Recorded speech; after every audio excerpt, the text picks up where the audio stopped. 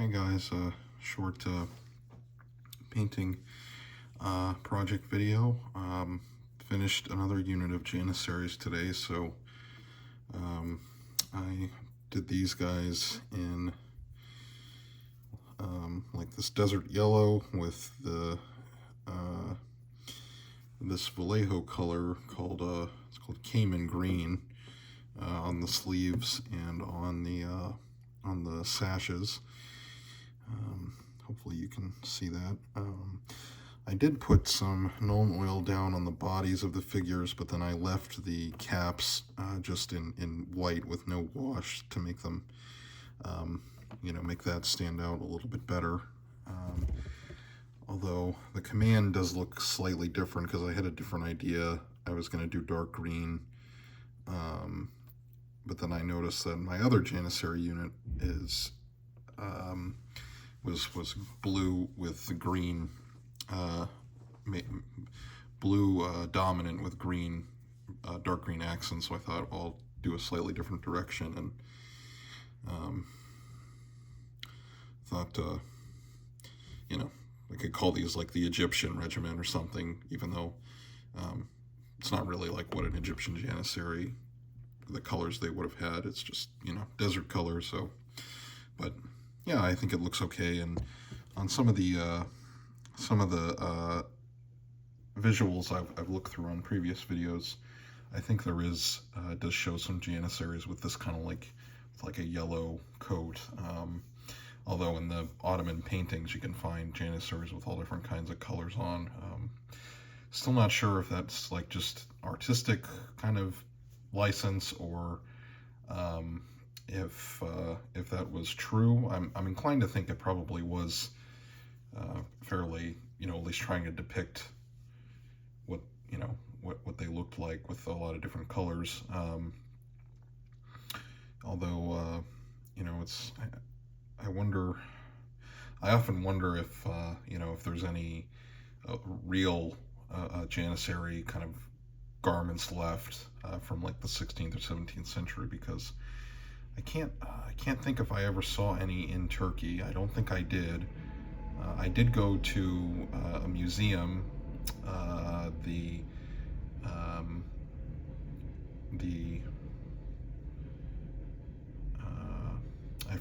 forget which museum, but it's a private museum, and they have a very large collection of Ottoman original women's clothing, which is also quite interesting actually. But no Janissary, no military garments, unfortunately.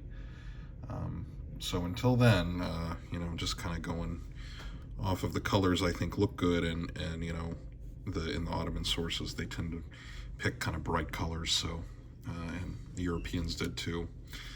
The other thing is I've got these Tajik archers. These will be for my Safavid army.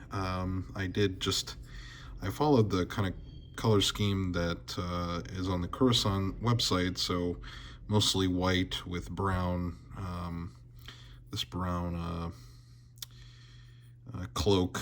I'm sure it has a Tajik name I don't know, but and then I used some of this GW Apothecary white on the white parts, and then Nuln Oil on the leather and the browns. So yeah, I think they turned out okay. And this is a set of 12, so I'll get three bases out of it, which is nice. And then I think if I can get these guys done, I'll probably start working on the Winged Hussars soon. I'm sure a lot of you are waiting to see them, but they're in progress. I mean, I got them all ready to paint. They're all primed. And then I'll get started on them soon. I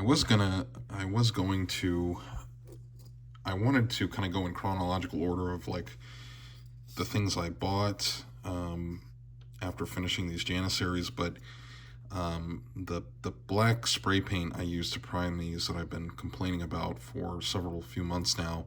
I tried to sit down to start painting these Safavid Kizilbash today, but it was just a pain. So I think what I'm going to do is just go to the drugstore tomorrow sometime and pick up some isopropyl alcohol if they have it, and just scrub those off. Get like a cheap toothbrush and scrub those off, and then just start over with this and reprime them with this Vallejo stuff, because that should otherwise it's going to have that weird texture.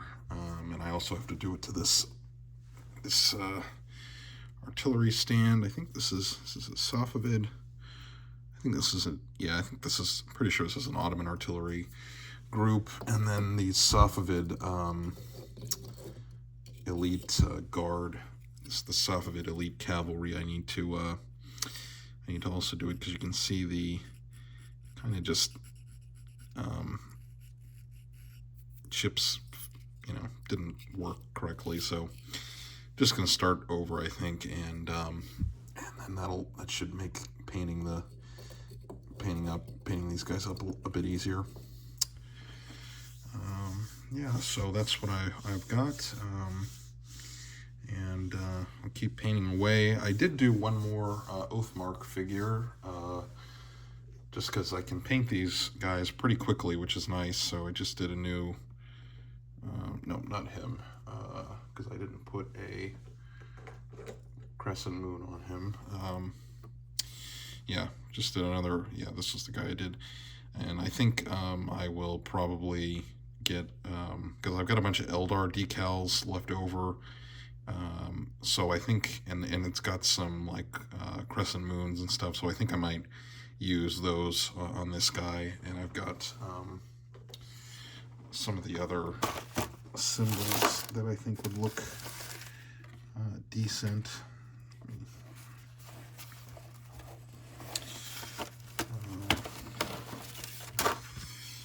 I mean, I think a lot of these would look perfectly at home on a fantasy miniature. So, like especially these Eldar runes, and like I said, the moon symbols, the half moons, and some of these other ones. So I can put these to use on my Oathmark guys. So yeah, the Oathmark is less of a priority. I'm trying to focus on my big historical project here, and I think it's going well overall. And keep painting away. And I do need to buy more Tatars, because I was researching Setsura, and the Tatar elements in the Ottoman side were pretty important. So I do need to get a lot more Crimean Tatars, because I only have the one unit right now. And I think the Wargamer US shop, online shop, still has a Tatar skirmish force in stock. So I think I'm gonna, after I get more of this stuff painted, I think if I'll order that from them, and have the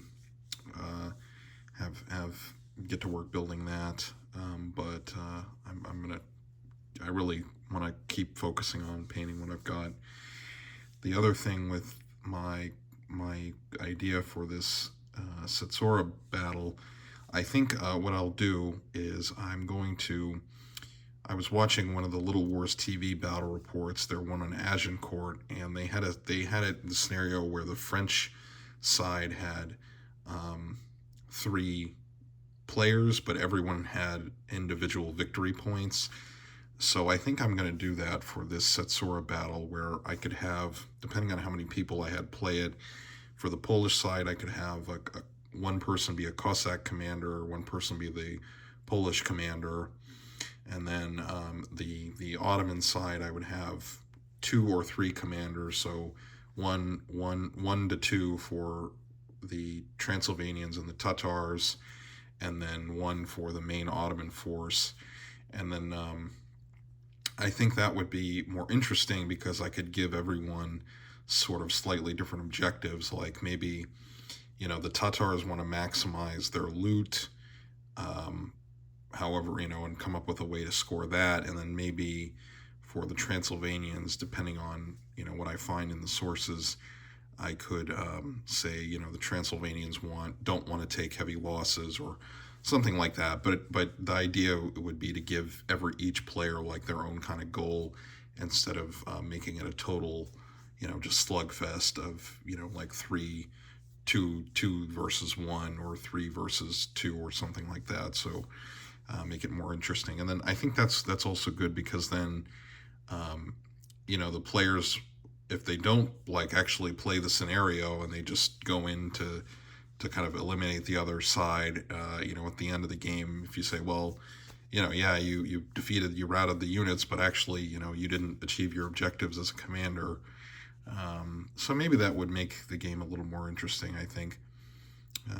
So yeah, that's what I'm working with. And the other thing I was thinking about for gaming wise is for Pikeman's Lament.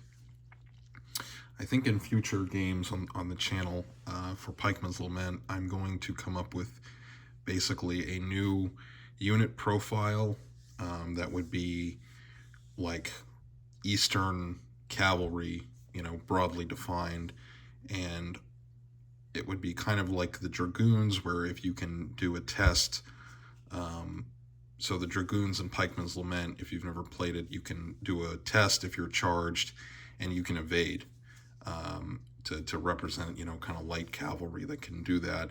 So I think for like the Eastern cavalry, what I'm going to do is have, basically profile based off the Dragoons, where they can test to evade. They have some shooting, and they also have some close combat. So kind of like real Eastern cavalry, they can do a little bit of everything. But then what I will do to keep it balanced is, they're not going to have like the 6 combat dice that like the full charge cavalry would have, but I think probably 4, and then maybe like they're able to shoot, but not as effectively as like a infantry shot unit to cover their doing archery, or if they've got carbines or something like that. So that's what I'm considering, and I think if I do manage to run this convention game, I probably will end up using pike and shot, just because those warlord rules are so easy to play and modify. And then I think I'm just going to come up with bespoke army lists, and I think I could probably do that without and some special rules, and then I could probably do that that way I'm not kind of pulling my hair out with the not so great Ottoman list. And then I think someone on one of the live streams said that like the Polish list, the hussars are just kind of overpowered, and I don't want to have that either. So okay, all right, this ran a little longer than I thought it would, but there it is. That's what I've got going on, and I'm gonna keep working away at this, and I hope you like seeing the miniatures. And thanks for watching and subscribing. I reached 500 subscribers, so I appreciate it, and I'm just glad that there's other people out there that like seeing this kind of the kind of things I'm interested in, and yeah, thank you guys, and I'll talk to you all in the next video.